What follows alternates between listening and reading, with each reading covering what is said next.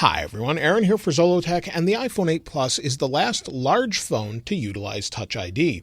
And many people have been asking me lately, should you still pick one up in 2020? And so I wanted to talk about whether or not you should pick one of these up, whether or not it's right for you, and see how it performs as far as its camera, forward-facing camera, compared to, say, the iPhone 11 Pro Max.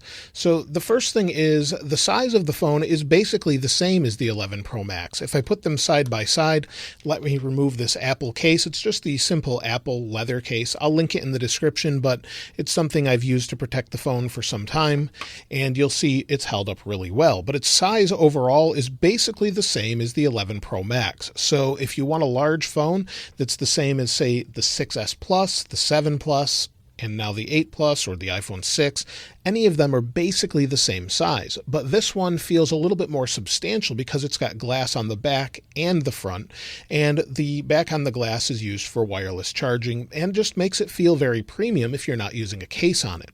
And the design is very familiar. Of course, if you've used an iPhone for any number of years, it's the exact same thing. You've got your silent switch on the side here, you've got your volume buttons, and then on the other side, you've got your power sleep wake button and your SIM card tray.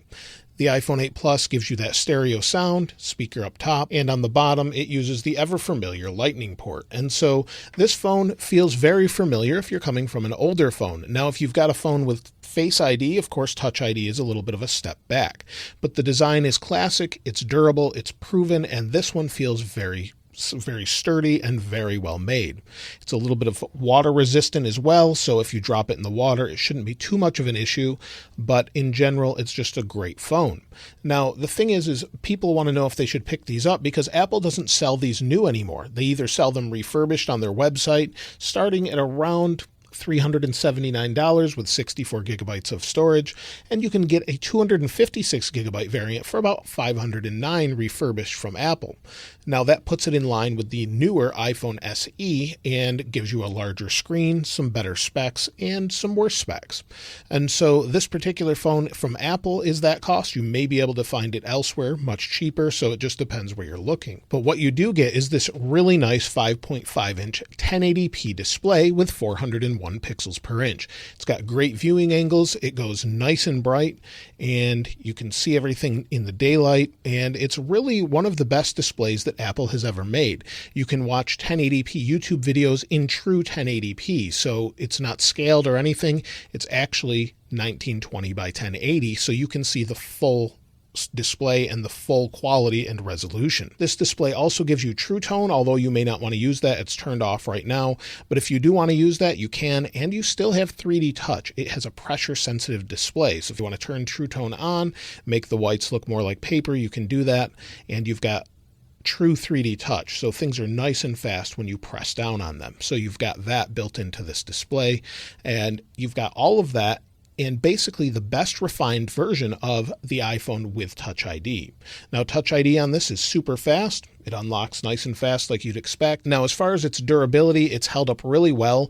I have had a case on it at times. I did use this for quite some time, about 6 months on and off, and it's really held up well. I don't have any dings or really any scratches that you can see either, and I don't use a case on this when I'm using it as my main device. It doesn't have any scratches on the screen. It's really held up very well. So in general, it's one of the best phones they've ever made this way. But as far as its speed, well, it feels basically the same as anything else today. It's super fast and responsive, so if you go into settings and scroll, you'll have that nice smooth scrolling.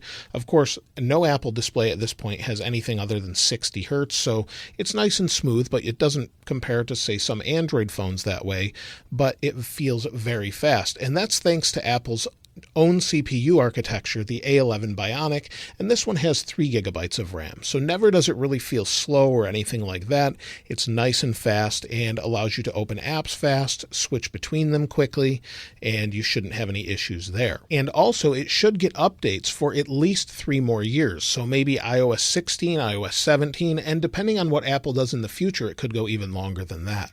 So you'll get guaranteed updates, security updates, probably even past new updates. So it's great to have that ability. You'll be able to use all of your lightning cables and everything else. And the cameras are quite good. On the back, you've got 2 cameras. You've got a regular and a telephoto zoom lens, 12 megapixels, and you can record in 4K 60. On the front, it's not as good as what we have today. We only have a 7 megapixel forward-facing camera with 1080p recording. And so let me show you the forward-facing camera and a quick comparison between this and the 11 Pro Max's forward-facing camera. The forward-facing camera on the 8 Plus isn't as good as, say, the 11 Pro Max, for example, but it's quite good. So for those of you that still want to vlog, as long as it's 1080p, it's fine on an 8 Plus, but you won't get the 4K that you do on an 11 Pro Max, for example, or an 11 Pro.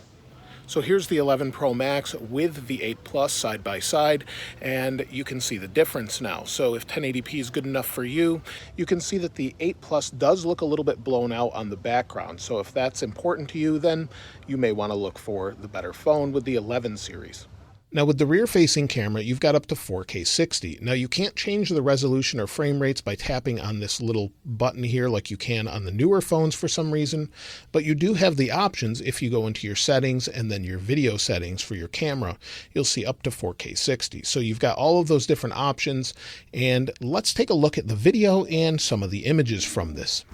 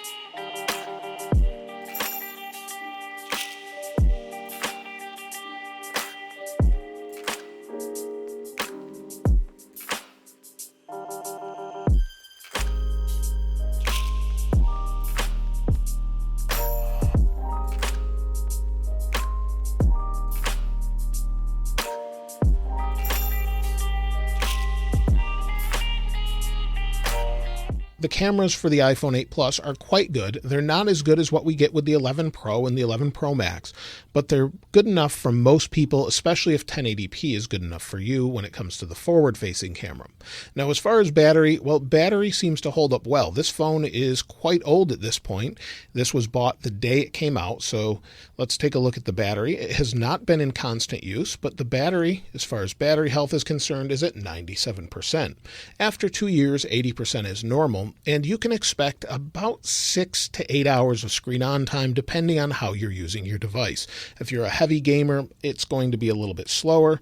If you're just using it for web browsing and occasionally watching a video, then it's going to give you a little bit better battery life. But battery life overall is going to get you through the day without a problem, and then you can come home and plug it in and charge it, or you can put it on a wireless charger using the back. So it's got all of those options, basically all of the advantages of the newest phone without Face ID and a better forward-facing camera.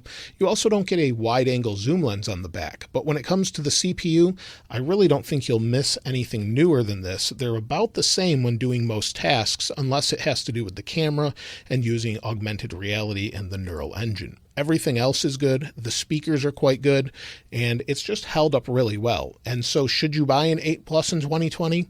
I would say absolutely. If you're looking at an iPhone SE or an 8 Plus for the same price and you want a larger phone, get the 8 Plus. You'll have a better display, the cameras are about the same, and you'll have all of the modern features. But if you're finding one that's much more expensive, then I would skip it. But if you can find one for $500 or less with good storage and in good shape or brand new, I would absolutely pick one up if you can find one for that. But let me know what phone you're using. If you're using an 8 Plus, if you're thinking of getting one, let me know in the comments below. If you'd like to get your hands on this wallpaper, of course, I'll link it in the description like I normally do. And if you haven't subscribed already, please subscribe. And if you enjoyed the video, please give it a like. As always, thanks for watching. This is Aaron. I'll see you next time.